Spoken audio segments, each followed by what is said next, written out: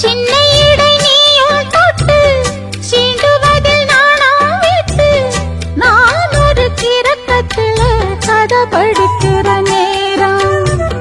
சித்திரம் போல் நீயும் மின்ன சில்மிஷமும் நானும் பண்ண ஆனந்த குளத்தினிலே அலையடிக்கிற காலம்.